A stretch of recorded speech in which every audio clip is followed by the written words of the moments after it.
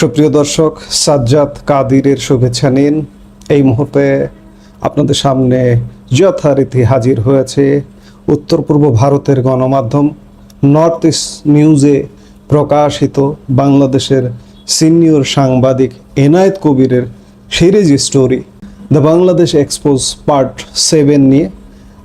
যারা গত 6টি পর্ব নর্থ ইস্ট নিউজে পড়েছেন কিংবা আমাদের ভিডিওতে শুনেছেন তারা জানেন, কিন্তু আজকে এই মুহূর্তে যারা নতুন এই ভিডিওতে যোগদান করছেন তাদের উদ্দেশ্যে বলছি যে বাংলাদেশের সিনিয়র সাংবাদিক এনায়েত কবির 2024-এ শেখ হাসিনা সরকারের পতনের পূর্বাপর্ব, সেনাবাহিনী এবং বাহিরের ভূমিকা নিয়ে একটা সিরিজ স্টোরি করছেন। তারই আজকে 7ম পর্ব প্রকাশিত হয়েছে। সেই 7ম পর্বের আলোকেই আমাদের আজকের আলাপের ফোকাস বা বিষয় মূলত চক্রান্তের জালে শেখ হাসিনা, যেভাবে সেনাপ্রধান ও গোয়েন্দা প্রধানরা ঘটালেন শেখ হাসিনার পতন।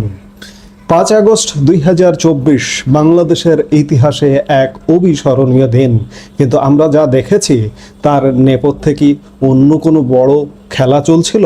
কিভাবে মাত্র কয়েক ঘন্টার ব্যবধানে একজন লৌহ মানবীকে দেশ ছাড়তে বাধ্য করা হলো, আজ আমরা বিশ্লেষণ করব সেই নেপথ্য কারিগরদের নিয়ে, যারা খুব কৌশলে শেখ হাসিনাকে চারপাশ থেকে ঘিরে ফেলেছিলেন। সেনাপ্রধান জেনারেল ওয়াকারুজ্জামান থেকে শুরু করে ডিজিএফআই ও এনএসআই প্রধানদের সেই মাস্টার প্ল্যান আজ উন্মোচিত হবে এই ভিডিওতে। 5 আগস্ট বিকেল গণভবনের স্পেশাল সিকিউরিটি ফোর্স বা এসএসএফ কর্মকর্তারা এক চরম অনিশ্চয়তায়।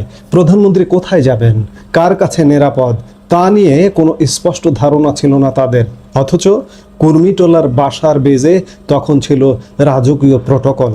শেখ হাসিনা ততক্ষণে বুঝে গেছেন তিনি বড় ধরনের বিশ্বাসঘাতকতার শিকার হয়েছেন। উত্তরা থেকে যখন কারফিউ ব্যারিকেড হঠাৎ তুলে নেওয়া হলো, তখনই তিনি বুঝতে পারেন তার সময় শেষ। ঢাকা সেনানিবাস থেকে ঘোষণা এলো সেনাপ্রধান জেনারেল ওয়াকারুজ্জামান জাতির উদ্দেশ্যে ভাষণ দেবেন। এই একটি ঘোষণাই ছিল ক্ষমতার পালাবদলের চূড়ান্ত সংকেত। অনেকে বলছেন কোটা সংস্কার আন্দোলন দমনে সামরিক বাহিনীর ওপর অতি নির্ভরশীলতাই ছিল শেখ হাসিনার সবচেয়ে বড় রাজনৈতিক ভুল। গোলাযোগ শুরু হওয়ার পর জেনারেল জামান এবং শীর্ষ কর্মকর্তারা শেখ হাসিনাকে বারবার পরামর্শ দিচ্ছিলেন বিষয়টিকে রাজনৈতিকভাবে সমাধান না করে সামরিক শক্তি ও আইন শৃঙ্খলার ওপর ভরসা করতে। তারা অজুহাত দিচ্ছিলেন প্রাণহানি ও রক্তপাতের। অথচ আওয়ামী লীগের জ্যেষ্ঠ নেতারা বারবার দাবি করেছিলেন যে তারা পরিস্থিতি রাজনৈতিকভাবে সামাল দিতে পারবেন। কিন্তু শেখ হাসিনাকে প্ররোচিত করা হয়েছিল তার ছোট বোন শেখ রেহানা এবং তার উপদেষ্টা সালমান এফ রহমানের মাধ্যমে। অভিযোগ আছে সেনাপ্রধান, ডিজিএফআই এবং এনএসআই প্রধানরা মিলে তাকে একটি মিলিটারি ডিপেন্ডেন্ট বা সামরিক বাহিনীর ওপর নির্ভরশীল বলয়ে বন্দী করে ফেলেন। সেই মরণ ফাঁদেই শেষ পর্যন্ত পা দিয়েছিলেন তিনি। 5ই আগস্ট তাকে যখন বাসার বেজে নেওয়া হয়, তিনি ভেবেছিলেন তাকে নিরাপত্তার খাতিরে টুঙ্গিপাড়ায় নেওয়া হচ্ছে। সেখানে পৌঁছানোর পর তিনি বুঝতে পারেন তিনি আর ক্ষমতায় নেই। 2024 সালের 7ই জানুয়ারি নির্বাচনের আগে থেকেই শেখ হাসিনার চারপাশে একটি শক্তিশালী গোয়েন্দা বলয় বা চট্টগ্রাম সার্কেল তৈরি করা হয়েছিল। এই সার্কেলে কারা ছিলেন? চট্টগ্রামের মোহাম্মদ কায়কাউস হলেন মুখ্য সচিব। এনএসআইয়ের প্রধান হিসেবে নিয়োগ পেলেন হাটহাজারের মেজর জেনারেল মোরশেদ, যিনি বিএনপি নেতা মোরশেদ খানের ভাগ্নে জামাতা। কক্সবাজারের মেজর জেনারেল হামিদুল হক হলেন ডিজিএফআই প্রধান। হামিদের পরামর্শেই নাইমুল ইসলাম খানকে প্রেস সেক্রেটারি করা হয়। এমনকি সামরিক সচিব মেজর জেনারেল কবির আহমেদও এই চক্রের ঘনিষ্ঠ হয়ে ওঠেন। পাশাপাশি সালমান এফ রহমান, যার সাথে পাকিস্তানের ঘনিষ্ঠতার কথা শোনা যায়, তিনিও হয়ে ওঠেন প্রধান কুশীলব। এই চক্রের সাথে নিয়মিত যোগাযোগ রাখতেন তৎকালীন জাতিসংঘ প্রতিনিধি গোয়েন লুইস। অভিযোগ আছে তারা শেখ হাসিনাকে এমন কিছু প্রস্তাব দিয়েছিলেন যা সার্বভৌমত্বের জন্য বিতর্কিত, যেমন রামু সেনানিবাসকে জাতিসংঘের স্থায়ী ঘাঁটি করা বা রাখাইন অঞ্চলে সামরিক করিডোর তৈরি। এমনকি 5ই আগস্ট গণপিটুনির মাধ্যমে শেখ হাসিনাকে হত্যার একটি চক্রান্ত ছিল বলেও দাবি করা হয়, যাতে বিদেশি হস্তক্ষেপের অজুহাত তৈরি করা যায়।